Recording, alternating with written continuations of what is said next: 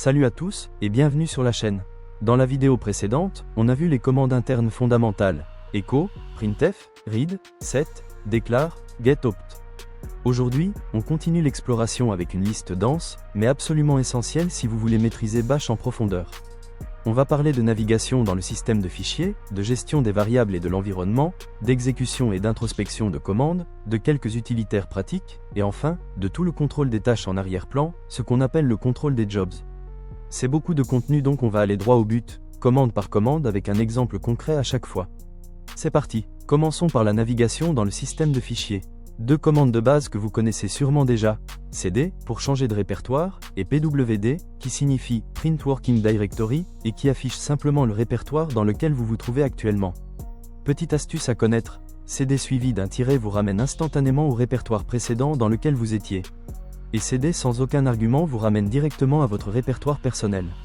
Mais il existe un système bien plus puissant pour la navigation avancée, pushd, popd et dir. Ce trio fonctionne comme une pile de répertoire, exactement sur le principe du dernier arrivé, premier sorti.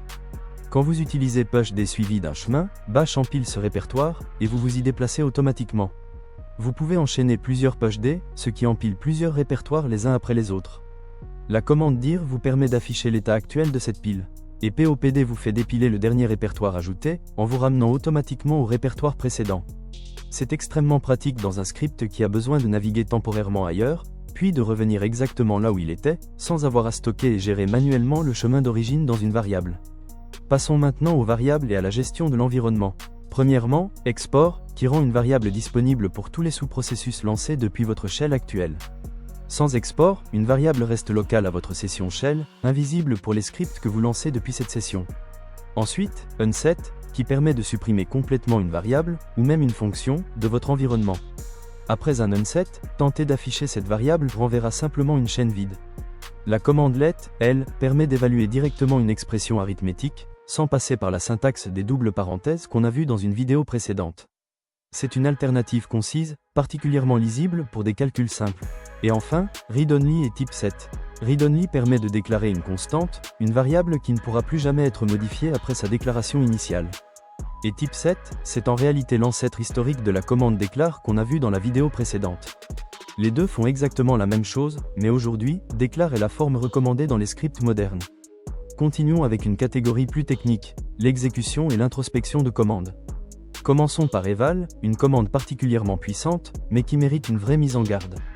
Eval prend une chaîne de caractères, et l'exécute exactement comme si vous l'aviez tapé vous-même directement dans le shell. C'est extrêmement flexible pour générer et exécuter dynamiquement du code. Mais attention, injecter une entrée utilisateur non filtrée dans un eval est une faille de sécurité absolument classique, largement exploitée dans des attaques par injection de commandes. À manipuler avec une prudence extrême. Ensuite, source, souvent abrégé par un simple point. Contrairement à un lancement classique d'un script avec son chemin, source exécute le contenu du script directement dans votre shell actuel, sans créer de sous-processus séparés. Résultat, toutes les variables définies à l'intérieur de ce script restent disponibles après son exécution, dans votre session en cours. C'est exactement ce qu'on utilise pour charger un fichier de configuration par exemple. La commande type permet d'identifier précisément la nature d'une commande. Est-ce une commande intégrée au shell, un alias, ou un binaire externe situé à un chemin précis? On l'avait déjà utilisé dans la vidéo précédente avec l'option -a. H, elle gère un mécanisme de cache. Bash mémorise le chemin complet d'une commande après sa toute première exécution, pour accélérer les appels suivants. Si vous déplacez un binaire et que Bash continue de chercher à l'ancien emplacement, la commande h-r permet de vider ce cache et de forcer une nouvelle recherche. Commande et bulletin permettent de forcer précisément l'exécution d'une version particulière d'une commande. Commande force l'exécution en ignorant tout alias éventuellement défini. Bulletin, lui, force spécifiquement l'exécution de la version interne d'une commande, même s'il existe un binaire externe portant le même nom. Caller est un outil de débogage très utile. À l'intérieur d'une fonction, cette commande indique précisément la ligne et le fichier depuis lequel cette fonction a été appelée. Précieux pour tracer l'origine d'un appel dans un script complexe. Et enfin, chopt, qui permet de configurer finement le comportement général de votre shell Bash. Avec l'option -s, vous activez un comportement optionnel précis, et avec l'option -u, vous le désactivez. Il existe des dizaines de comportements configurables via chopt, qui permettent d'adapter Bash à des besoins très spécifiques. Voyons maintenant quelques utilitaires divers, mais loin d'être anodins. True et false sont deux commandes qui ne font littéralement rien.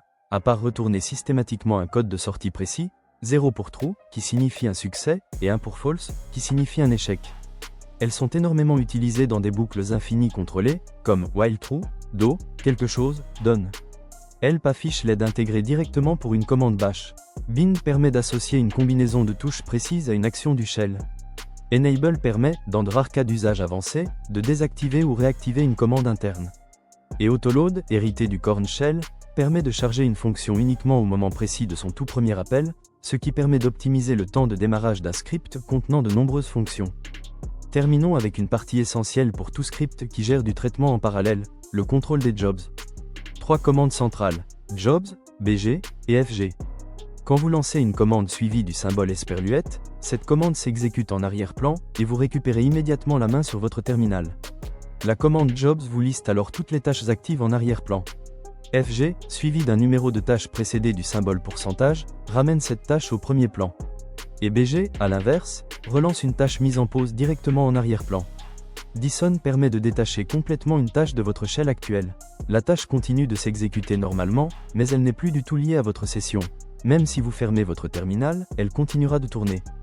Kill et killall servent à terminer des processus. Kill, suivi d'un identifiant de processus, envoie un signal de terminaison à ce processus précis. Avec l'option -9, vous forcez une terminaison immédiate et non négociable, avec le signal SIGKILL. Killall, elle, termine d'un coup tous les processus qui portent un nom précis, très pratique quand plusieurs instances d'un même programme tournent en même temps.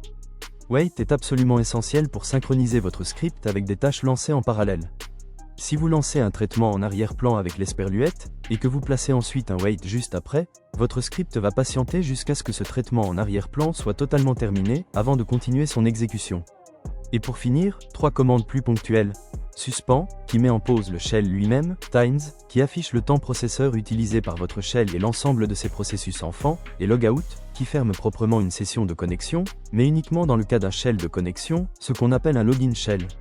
Alors, pour résumer toute cette liste dense mais essentielle. Pour la navigation, retenez cd, pwd, pushd, popd et dir. Pour la gestion des variables, export, unset, let, read-only et typeset. Pour l'exécution et l'introspection, eval, source, type, hash, commande, bulletin, caller et chopped. Pour les utilitaires, true, false, help, bind, enable et autoload. Et pour le contrôle des jobs, bg, fg, dison, kill, killall, wait, suspend, times et logout. Cette liste est dense, mais chacune de ces commandes a une place bien précise dans un script bash professionnel. Les maîtriser, c'est passer un cap réel dans votre progression technique. Dans la prochaine vidéo, on passera aux véritables commandes externes du système, ls, grep, sed, awk, et bien d'autres outils incontournables. Si ce contenu vous a été utile, n'hésitez pas à laisser un like et à vous abonner à l'Akivist, ça compte énormément. Et dites-moi en commentaire, quelle commande de cette liste vous était totalement inconnue avant cette vidéo. On se retrouve très bientôt pour la suite. À très vite.